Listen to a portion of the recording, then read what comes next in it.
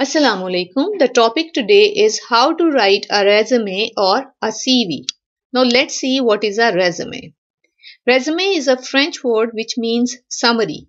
So resume is a summary of your work experience, your skills, education and your accomplishments.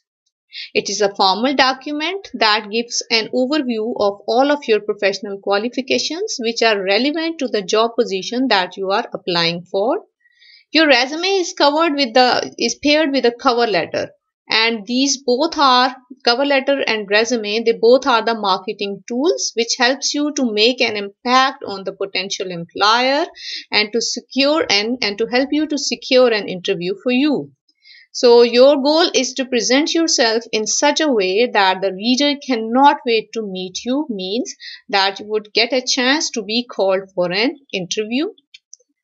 What is a CV? A CV is an outline of your qualifications and education, and that is usually more than one page long. So one difference between a CV and a resume is that of a length. Your CV is usually longer than your resume.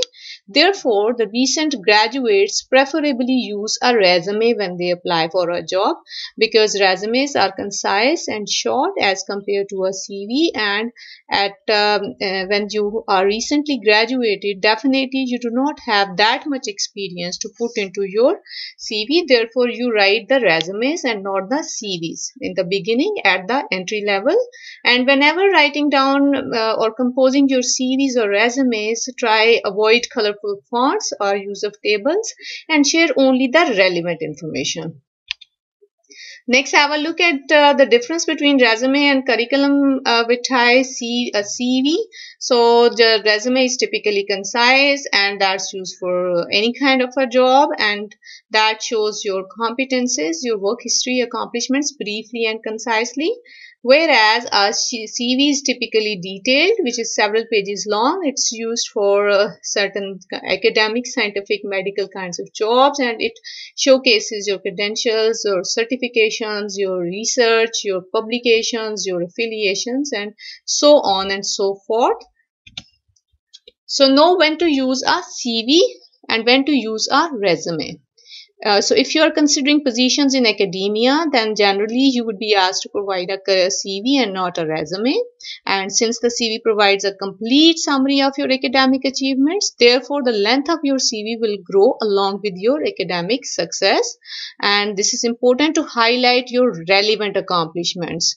And this is what is the common layout of your CV or resume. That is that you would write down your experience and your education in reverse chronological order, listing the most recent experience and education first and then going back in time.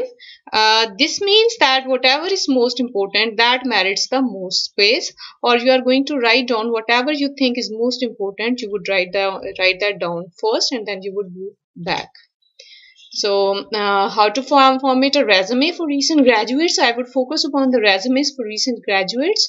So and I would also provide you a sample of that too. So while writing down your resume, just have a look. What you need to ensure is that you would start off with a compelling resume objective or self-statement, and your resume would document your knowledge in the education, and you may also write down about any experience that you have earned during your studies, as well as you would mention your skills and abilities that match with the job advertisement. And you may also add some other sections too in order to stand out from other applicants.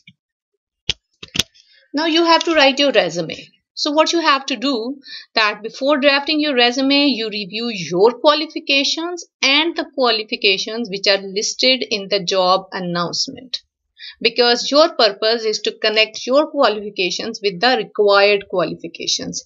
And the better that connection is, the better chances there are that you would be called for an interview.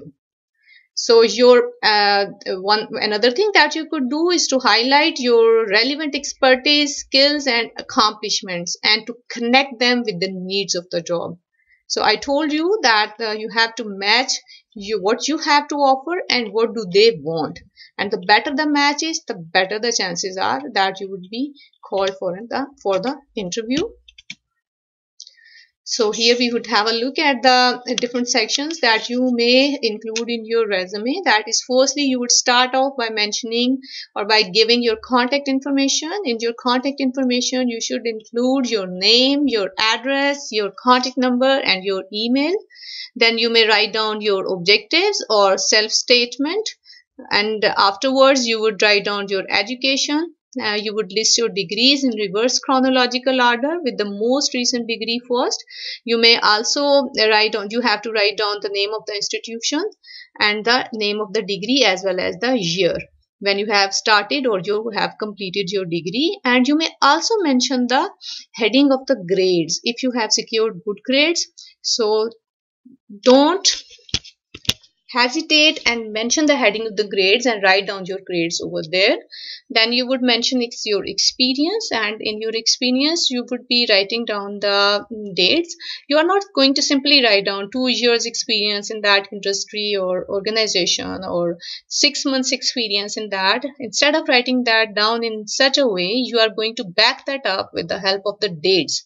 So write down the dates. Suppose your qualification starts, your experience in some industry that started from March and that ended in June. So write down March to 2018 to June 2018. So because through that you're going to gain the interest of your potential employer. So you are going to mention the dates. You are going to back up everything that you are writing down in your resume with the help of the relevant dates, facts, and figures. Then if you had been the member of any societies, or you had taken part in any activities, or you had been in some leadership position in your university or in your community organizations or during your college years, do mention that under that heading. Or if you have taken up any academic projects, do mention them. If there is some additional information like some kinds of interpersonal skills or technical skills or language skills, and you have earned those, do mention the heading, do give the headings and then write down. And some other headings that you may give, it's like if you had want to mention some interests or your professional associations, do give the headings and write that down too. So that vary from person to person, or that is up to your skills that you had gained during the years that you will be giving the headings and mentioning those skills which are pertinent or relevant to the job position. Another thing that you must avoid is the personal information. That you should not give the personal information unless that is being asked for or unless that is relevant to the job. For the references, do not list your references in the very beginning when you submit your resume.